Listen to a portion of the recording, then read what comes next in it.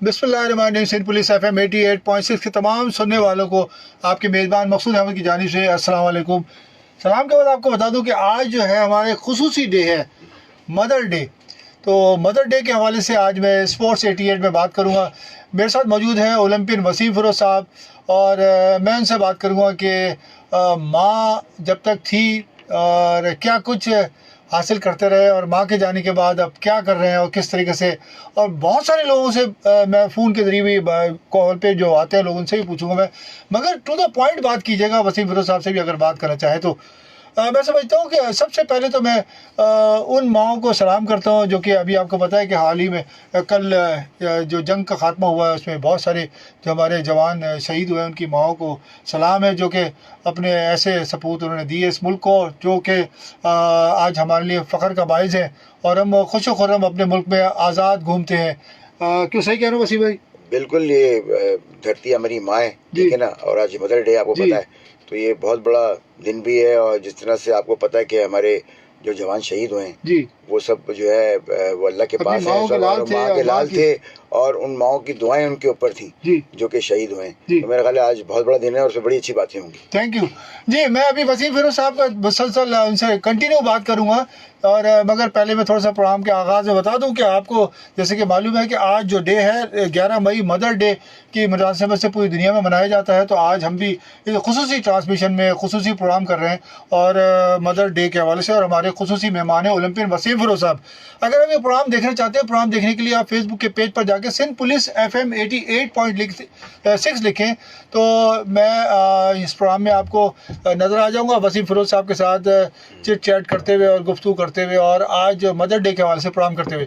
इसके अलावा अगर आप कॉल करना चाहते हैं, कॉल करने का आसान तरीका ये है कि आप अपने मोबाइल में टाइप कीजिए 0315000824 पर कॉल कीजिए, टाइप कीजिएगा, उसके बाद कॉल करें तो आप मुझसे बात कर सकते हैं बजरिए कॉलर। और अगर आप SMS करना चाहते हैं, SMS करने का आसान तरीका ये है कि अपने मोबाइल में SPR लिखें और स्पेस दें, अपना नाम लिखें, इसके बाद स्पेस दें, अपने शहर का नाम लिखें, स्पेस दें, अपने मैसेज टाइप कीजिए और 888 पे आप मैसेज सेंड कर दीजिएगा तो मैसेज मुझ तक पहुंच जाएगा। तो मदर डे के हवाले से आज का खुसूसी प्रोग्राम जो है उससे मेरे मेहमान हैं वसीम फ़िरोज़, ओलंपियन वसीम फ़िरोज़ जो कि मेरे बहुत से दोस्त भी हैं और वक्तन फ़वक्तन मेरे साथ मुख्तलिफ प्रोग्राम्स में आपको नज़र आए भी हैं।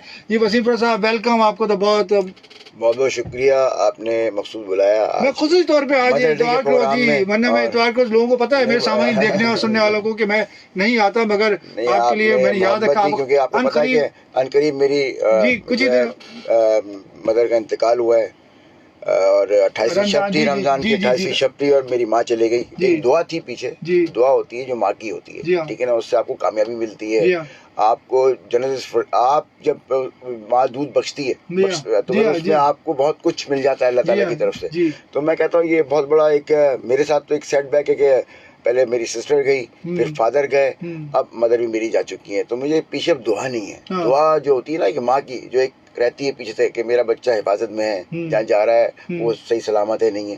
तो ये सारी चीज़ें, यही हमारी जो डिफेंस के साथ हुआ है, उनकी जो हमारे लाल शहीद हुए हैं, जिनके बच्चे शहीद हुए हैं इस सानिया के अंदर, जंग के अंदर, उनके लिए भी है कि वो तो खैर जन्नत फिरदौस में, उनको तो जन्नती हैं, जन्नती, क्योंकि वो हमारी मुल्क के लिए लड़ रहे हैं। तो हम भी हमने भी मुल्क के लिए लड़ा अपना हॉकी खेल के। तो ये माँ की दुआएं पीछे होती हैं जो कि एक वो दुआ रही नहीं। मेरे पास तो दुआ रही नहीं क्योंकि अब तो अल्लाह रह गया, अल्लाह के बाद हमारे जितने भी लोग हैं उनकी दुआएं मेरे साथ। वाली बात है ना, कहते हैं ना कि जब तक माँ जिंदा होती है बच्चा बड़ा चौड़ा होकर चल रहा होता है, वो पता होता है कि मेरे पीछे मेरी माँ है, ठीक है ना। अब जब माँ ही नहीं होगी तो वो फिर जो है ना अकेलापन फील करता है। मैं एक हफ्ता तो सोया ही नहीं हूँ, रात भर कमरे में देख रहा हूँ शायद मेरी माँ मुझे बुलाएगी, अब बुलाएगी तब बुलाएगी। तो वो सारी चीजें, बस जाना है सबने, मौत भरक है, सबने जाना है, मगर वो जो दुआएं थी ना मकसूद वो खत्म हो गई। वैसे बचपन जो आप स्टार्ट हुआ जिंदगी में, जब आप आए तो वालिदैन में सबसे ज्यादा मोहब्बत करने वाली जो माँ होती है, मैं देखा माँ ने पाल के बड़ा किया। माँ जब मैं टूर पे जाता था ना, मुझे याद है, मुझे इमाम जामुन होता है ना, वो हाथ में बांधती थी और एक आयतल कुर्सी मेरी जेब या चांद सितारा लगा हुआ था। वो चांद सितारा, क्योंकि एक आपको पता है कि एक ग्रीन शर्ट थी पाकिस्तान की, उस पर चांद सितारा बना, उसके उस जेब उसमें जेब बनी हुई थी। तो जेब में रखे कहती थी इसको जब मैच खेलो बेटा तो इसको अपनी जेब में रख लेना, मुझे याद भी, वो आज भी याद है कि वो हर दफा जब भी कोई टूर हो, मतलब साल में 12 महीने ट्रैवलिंग में रहते थे, कोई ऐसा दिन नहीं है जो कि माँ ने उस आयतुल कुर्सी मेरी जेब में ना रखी हो और मुझ पे दम ना किया हो। तो वो चीज़ें तो मकसूद याद रह गई ना, चले गई माँ। तो मैं आज मदर डे के अंदर सारे जितने भी हमारे सुनने वाले हैं उनको जिनकी माएँ हैं, देखिए जाने के बाद हमें पता चलता है कि उसके बाद कदर होती है, मौजूदा होते हुए कदर हो तो बात कुछ और है। जिनकी माएँ बिस्तर पे हैं, जो कि उठ नहीं सकती, बैठ नहीं सकती, पैम्पर में हैं, ठीक है ना, खा नहीं सकती, खुदारा उनकी खिदमत करें, उनको अपने हाथों से खाना खिलाएं। मैंने अपने जो खिदमत, मैंने जो अभी आखिर में जो मैं खिदमत कर गया ना, उसका तो खैर कोई सिला ही नहीं है, उसका तो कोई सिला नहीं मिलेगा, क्योंकि माँ 9 महीने पेट में रख के पैदा करती है, बच्चे को बड़ा करती है, उसकी सारी रात जागती है, तो उसका तो खैर सिला है ही नहीं। मगर ये है कि जिनकी माएँ अभी हैं, मौजूद हैं, उनकी दुआएं हासिल करने का दुआएं ले लो उनकी दुआएं ये मिलेंगी नहीं, क्योंकि मुझे अब एहसास तो मुझे मैं कर गया जो कर रहा था, मगर मुझे अब इतनी खला महसूस हो रहा है अंदर के माँ नहीं है। तो माँ जब सामने होती है ना तो उसकी उतनी कदर नहीं होती जितनी उसके बाद होती है। तो मैं कहता हूँ भाई, आप लोग जितने भी सुनने वाले, खुदारा जिनकी माएँ, उनको रिस्पेक्ट करें, उनको प्यार करें, अपने हाथों से खाना खिलाएं, नाश्ता कराएं, उनको सुबह उठ के उनके पैरों पे मालिश करें, लेट जाएं उनके पैरों के ऊपर, ये जन्नत है, ये इसी से आपको जन्नत मिल जाएगी। मकसूद इस बात को आप भी इस पे करेंगे 100%। और आज जो मैं पहुँचा हूँ, जहाँ तक पहुँचा हूँ, मैं अपनी माँ की दुआओं से पहुँचा हूँ। जी देखिए, मैं तो समझता हूँ दोनों का रोल बराबर होता है, बिल्कुल बराबर होता है, दोनों का रोल बराबर होता है। माँ जो होती है ना, बाप की दुआ जी, माँ की दुआ जी, बाप की बद्दुआ और माँ की दुआ जी, ये बड़ी खतरनाक, मतलब बाप की बद्दुआ बड़ी खतरनाक होती है, उसको भी दिल नहीं दुखाना चाहिए, उससे भी प्यार करो आप। तो यही है माँ की दुआ। माँ तो खैर बख्शती है, हर जगह बख्श देती है कि नहीं यार मेरे बेटे ने कोई मेरा बेटा है, ऊपर से हम भले कुछ कह दे मगर अंदर से दिल उसका साफ है माँ का, वो तो कहती है मेरा बेटा जो है ना, ये मेरा बेटा है, मेरा लाल है। ऐसे मैं समझता हूँ कि पूरी दुनिया को पता है ये बात, तो खासतौर से मुसलमानों को तो बिलीव भी है। जब खुदा इतना मेहरबान है तो उसके बाद देखिए सेकंड रिश्ता जो होता है इंसान का माँ से होता है।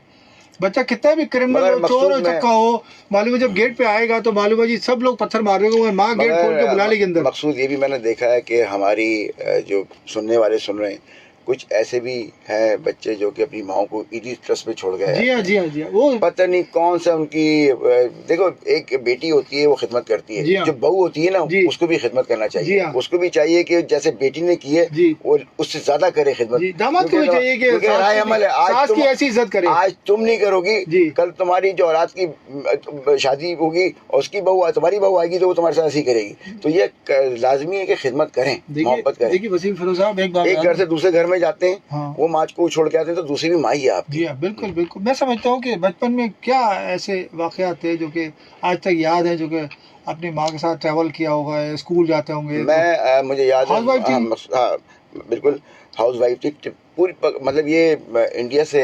माइग्रेट करके आए थे, इतनी पढ़ी लिखी नहीं थी मेरी माँ। मैं तो आपके चैनल के हवाले से बोल रहा हूँ कि उस जमाने में जो तालीम कम देते थे और घर गृहस्थी ज्यादा दिखाते थे, घर गृहस्थी को ज्यादा दिखाते थे कि भाई बेटा उस घर में जाना है तो खिदमत करनी है आपने।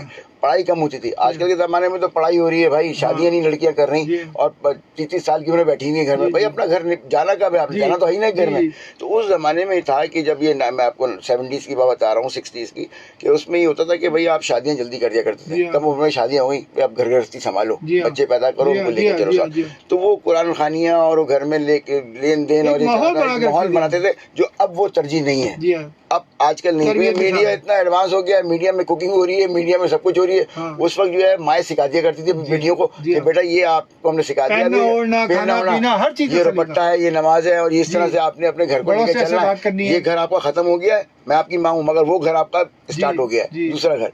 तो ये एक हमारी रस्म बंदी भी थी सारी जिंदगी है, जो इंडो पाक हमेशा से रहा है, आपको पता ही है ये।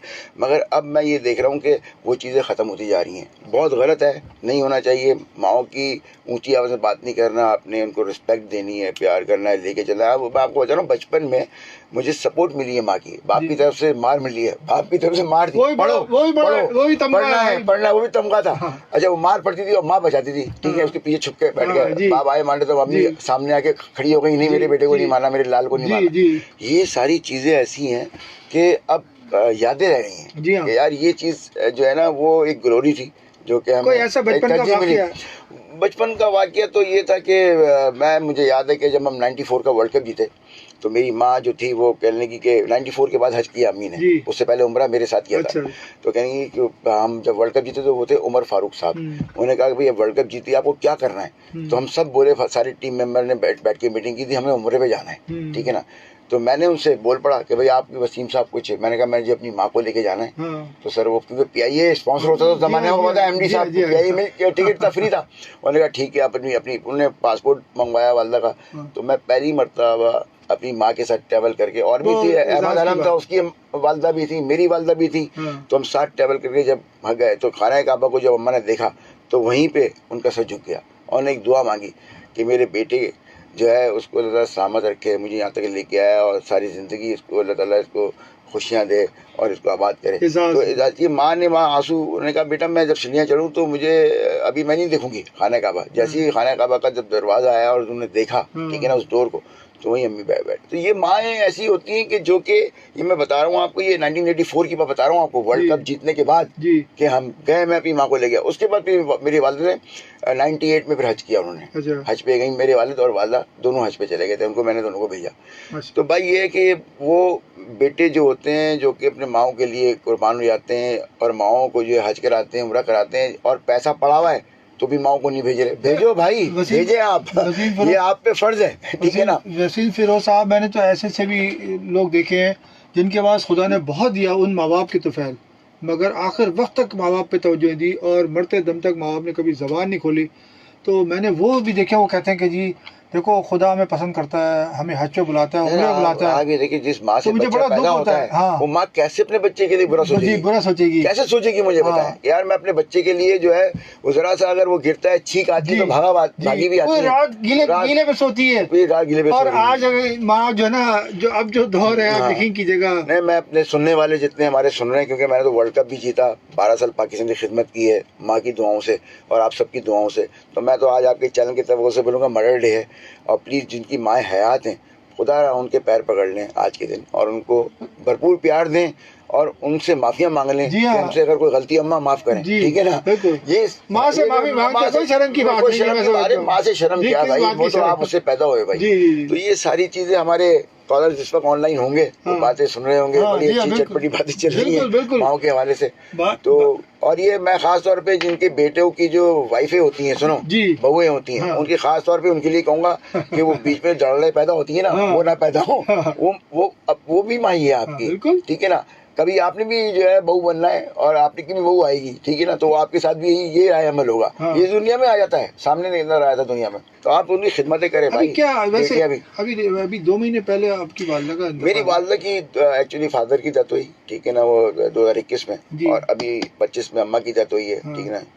और आपको पता है कि रमजान का 28वीं शब थी, तो उनकी रात को तबीयत अचानक, मैं उस दिन ऑफिस नहीं किया, मैंने देखा ये थोड़ी सी, मैं हर अलग मेरे रूम के साथ रूम था, तो मैंने देखा अम्मा आप व्हील चेयर पे थी और पैम्पर पहनती थी। मैंने देखा कि अम्मा जो है ना वो लेटी हुई है, तो मैं गया उनके पास, तो मैंने उठाया उनको सुबह मॉर्निंग में, उनको अपने हाथ से नाश्ता कराया, तो मुझे बेचैन लग रही थी थोड़ी सी।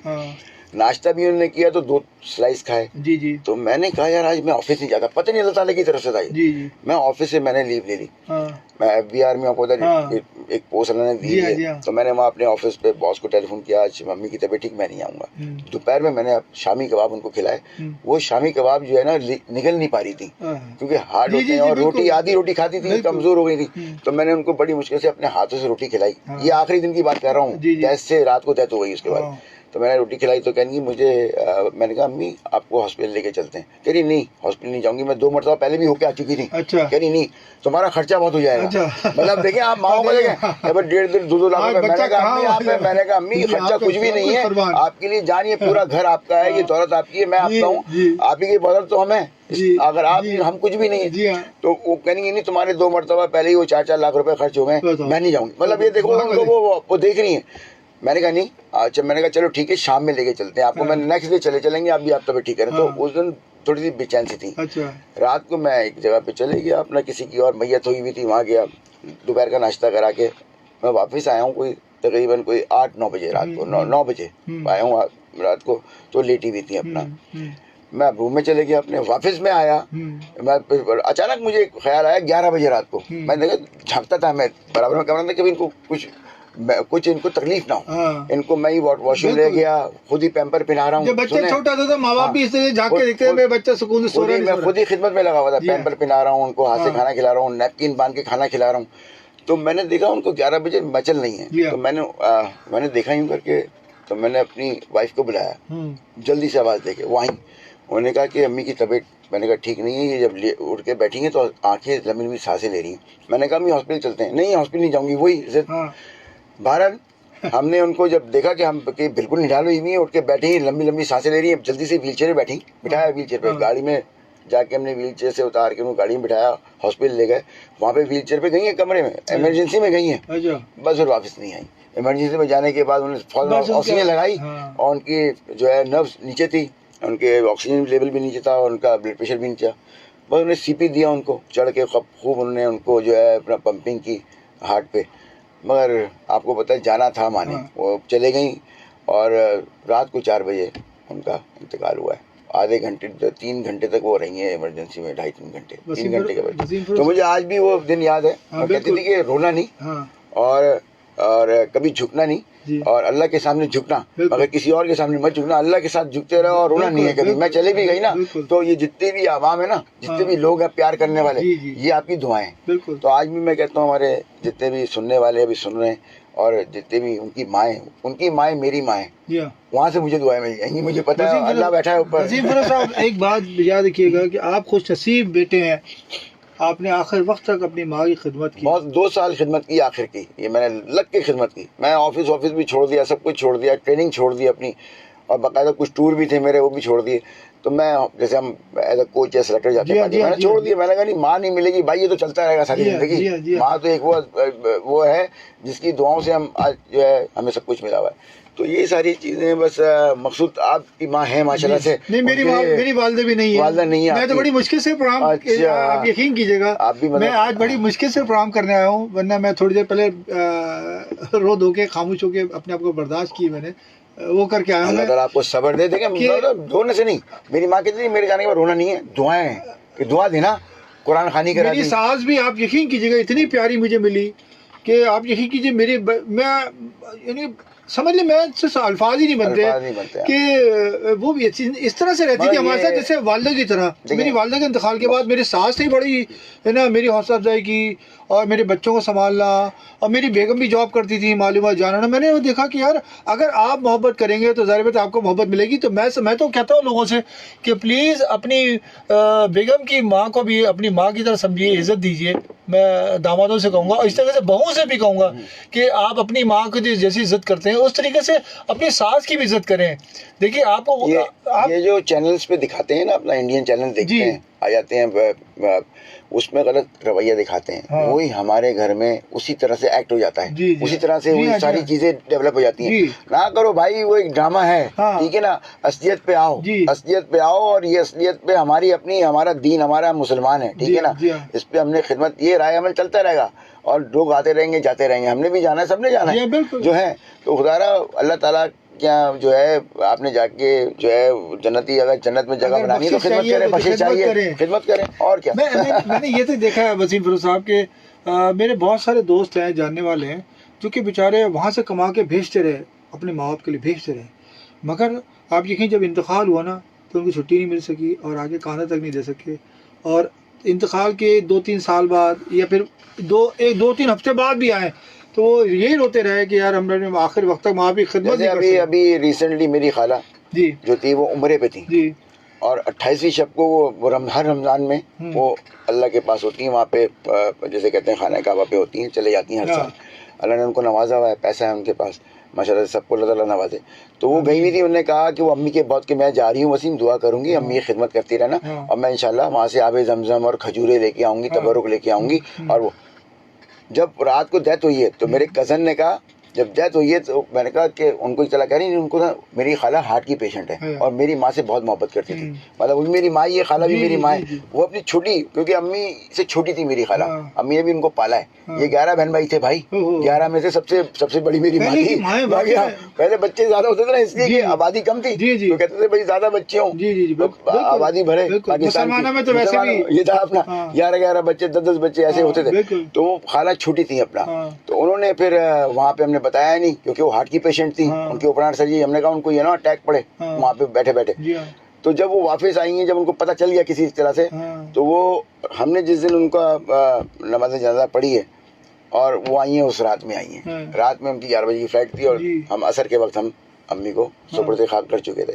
तो बहरहाल नहीं, ये सारी चीज़ें चलती रहती हैं, नहीं होते उन्होंने भी दुआएं की, वो कुरान खानियाँ कराई अपने घर में, और हमने भी चलते रहे अपना 40वां भी हुआ सब कुछ। 40वां तो एक नाम का होता है, मतलब ये दुआएं होती हैं एक्चुअली। मदरसे से बच्चे बुलाया, उनको खाना खिलाया, उनके पैसे दिए मदरसे के, और ये और देना लेना चाहिए, ठीक है ना, ये दुआएं चलती रहेंगी। तो मेरे ख्याल में ये सब सदका खैरात चलता है ना, सदका खैरात क्या, ये तो अल्लाह ताला के देखिए, जो हैसियत वाला नहीं है और आप हैसियत वाले हो, आप दो, भले आप थोड़ा दो मगर दो, कम नहीं होगा, ये कम कभी होगा ही नहीं। अगर जिस दिन आपने देना बंद यार, लोग छोड़ के मर जाते हैं भाई। सुने, मैंने ये भी देखा है, औलादें लड़ रही होती है, औलादें उस पैसे पे लड़ रही होती है, और ऐसी जंग हो जाती है कि आपस में भाई भाई दुश्मन हो जाते हैं इस जायदाद के चक्कर में, पैसे के चक्कर। और भाई ये नहीं पता कि भाई आप एक ही माँ के लालो, ठीक है ना, एक ही माँ से पैदा हुए हो, उस माँ से तो पूछो जिसने आपको पैदा किया है, आप वो लड़ रहे हो जायदाद के लिए। अच्छा, मैंने देखा वसीम भाई के माँ को किसी किस्म का कोई लालच नहीं होता, ये मैं देखा। नहीं, लालच नहीं होता माँ को, देखिए माँ लालच नहीं होता, माँ का जो रुतबा होता है ना, अल्लाह ताला ने अलग, देखो हर तरह माँ का रुतबा बहुत ऊपर है, ठीक है ना।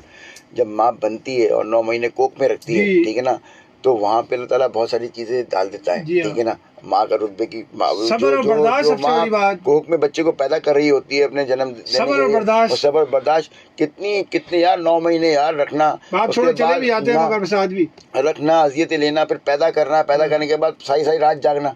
कहाँ है भाई, मर्द तो सिर्फ बाहर कमाने निकलता है, जी। और कुछ नहीं है। जो दुआएं असल माँ की है। अच्छा सामईन, आपको बता दूं कि हम समझते हैं कि सिर्फ हमारे मुसलमानों की जो माएँ हैं वो अपने बच्चों को तरबियत करती हैं और बहुत अच्छे से तरबियत करती हैं। और मैं आपको बता दूं कि मैं बाहर भी जाता रहता हूँ, मोहतरम वसीम फ़िरोज़ साहब भी इंटरनेशनल टूर करते हैं। मैंने देखा है कि गोरियाँ जो होती हैं ना, उनके भी जब जॉब करने जाती हैं तो अपने बच्चे साथ लेकर ट्रैवल करती हैं, और जॉब पे बैठी होती, बच्चा साथ होता है। हर तक कि मैंने मिनिस्टरों को भी देखा जो असेंबली के इजलास में जाती हैं। मगर मकसूद एक चीज़ है, उनके बच्चे उनको 18 साल के बाद छोड़ के, जी वही तो मैं कह रहा हूँ, मैं अभी यही बता, ओल्ड जो उनका ओल्ड हाउसेस होते हैं वहाँ छोड़ देते हैं उनको। यार माओ को, हमारी यहाँ तरजीह नहीं है, ये गोरों क्या है, वो बेचारे उनको पूछने भी नहीं आते 18 साल के बाद, बाप तो पैदा करके निकल जाता है, निकल के अपना, और ये माएँ बेचारी अपना मुझे कहते हैं ओल्ड हाउसेस में पड़ी होती हैं सारी, जितने भी 88 साल। मैं पिछले दिनों गया, मैं हॉलैंड गया था, तो मैंने देखा कि एक खातून जो है ना, 2 साइकिल के साथ 2 डब्बे लगे हुए, और यंग खातून है, और मालूम है जी साइकिल चलाते ही जा रही हैं, और दोनों बच्चे बेबी बिल्कुल लेटे हुए, और उनका सामान वामान उसको फीडर सब कुछ रखे हुए, तो चले गए। मैं दूसरे दिन फिर मैं आता रहा, तो मालूम मेरे बराबर वाली साइड पे रहते थे, फिर निकल के, तो मैंने लोगों से पूछा कि यार क्या बोलते हैं, ये खातून 2 बच्चे लेके कहीं काम करती हैं कि जॉब करती है? नहीं भाई, मदर है, ट्विन बेबी हुए, तो मालूम है जी ऑफिस जाती हैं ये, तो अपने साथ रोजाना बच्चों को तैयार करके लेके जाती हैं।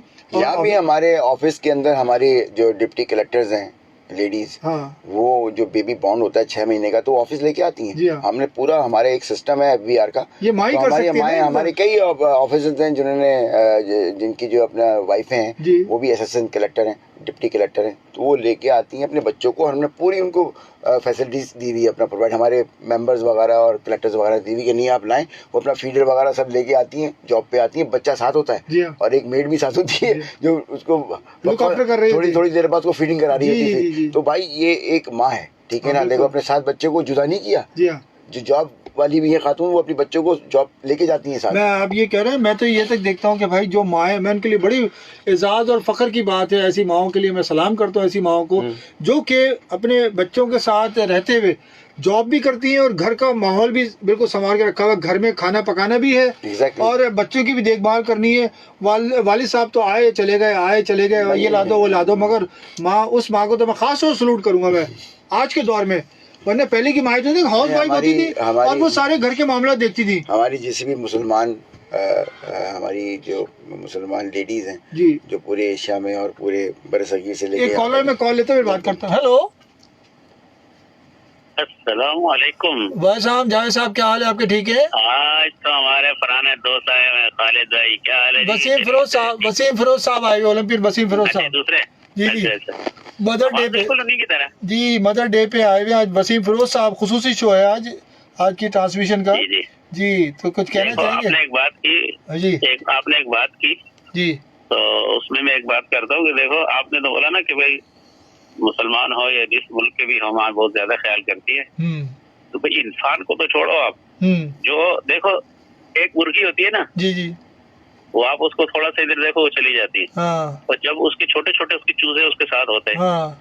आप उसके करीब से तो गुजरो, इतने मोटे पर फुलाए हुए ऐसे देखेगी यूं, अगर सीधा आपके सर के ऊपर जो है ना वो आएगी एकदम। जी हाँ। तो अपने बच्चों की वजह से उनका कितना ख्याल करती है। वैसे मखलूकात है। आपकी बात सही है। वैसे मैंने ये भी देखा कि जब माँ जो जाती है खाना पीना सामान जमा करने, तो मुर्गा आके अंडों में बैठ जाता है सेकने के लिए, ये भी देखिएगा। हाँ, वो कहता है कि भाई आखिरकार ये भी तो मेरे बच्चे हैं, आने वाले जो आएंगे। जी, और क्या कहेंगे डॉक्टर साहब? जी। और इंसानों में क्या होता है फिर? इंसानों में ये होता है, तो बोले चलो चलो भाई ये सौदा लेके आओ, वो सौदा लेके आओ, कोई अंडे मंडे कुछ भी नहीं है, निकलो यहाँ। मगर देखिए बाप की अपनी अहमियत है। जावेद साहब वो बात कर रहा था कि हमारे यहाँ जो आज ये जो एक रीत चला हुआ है कि औलाद माँ बाप के लिए ऊंची आवाज में बात करती है, और वो कहती है आपने और हमारे लिए क्या किया है। अगर बाप पैदा की तो एहसान थोड़ी किया। अगर बाप जो है इतना पैसा नहीं कमा पा रहा है, बाहैसियत नहीं है, और आप उसके ऊपर चढ़ाई कर दो, ठीक है ना, कि आपने किया क्या हमारे लिए, तो भाई आपको पैदा किया, अब आपका काम है, आप कमा के लेके आओ, अब आप बड़े हो गए हो।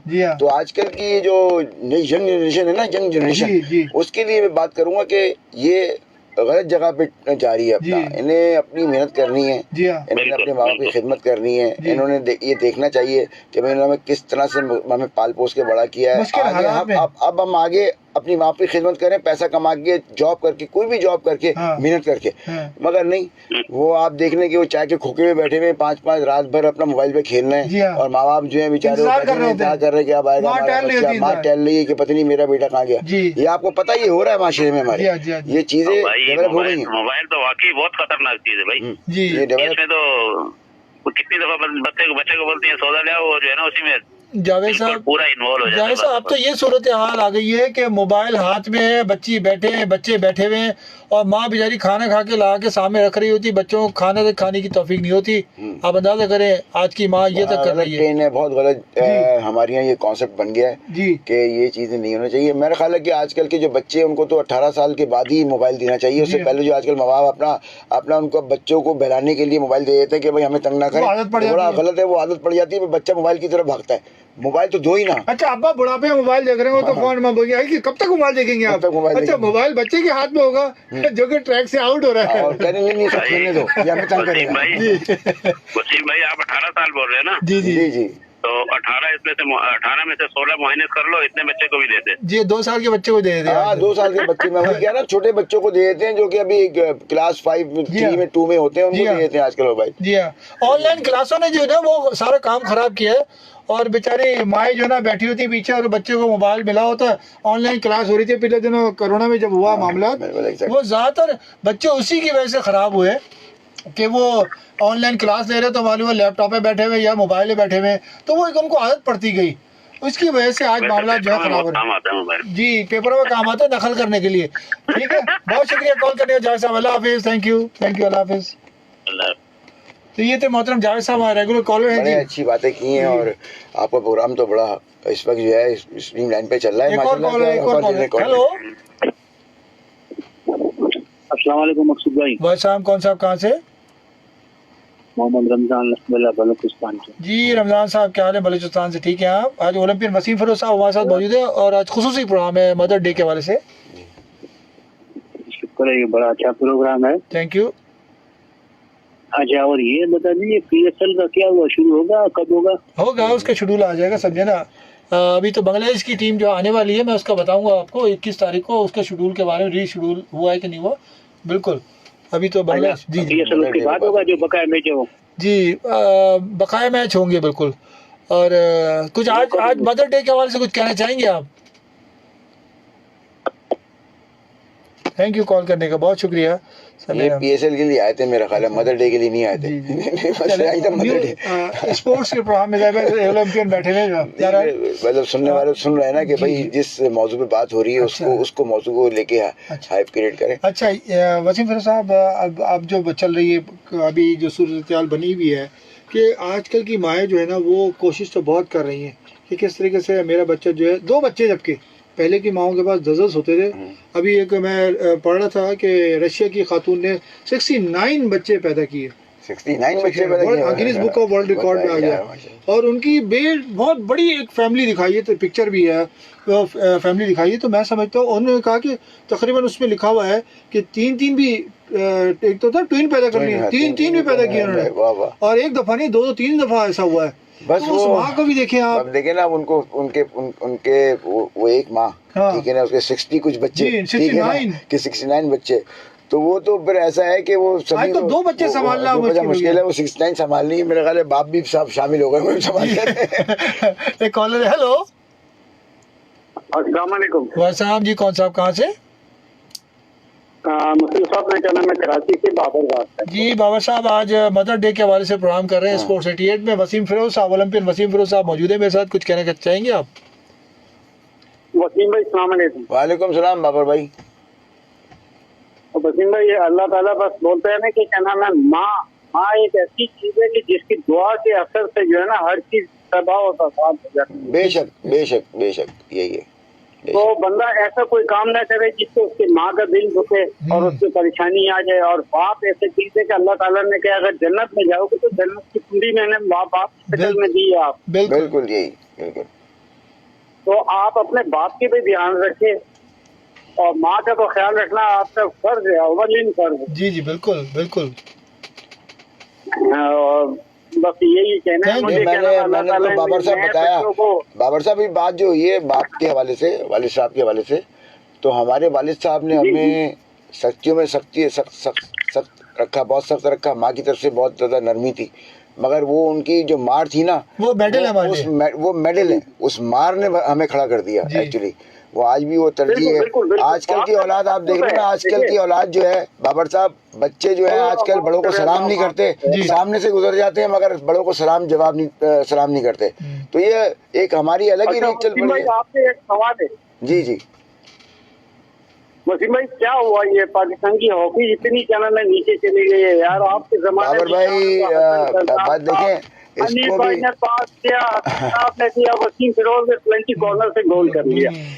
बाबर भाई, हमने अपना बड़ा अच्छा वक्त देखा, बड़े अच्छे स्टार्स के साथ खेला। मैं कलीमुल्ला थे राइट आउट, राइट इन मजू जूनियर, हसन सरदार, हनीफ खान, और मैं नया आया था समील्ला की जगह।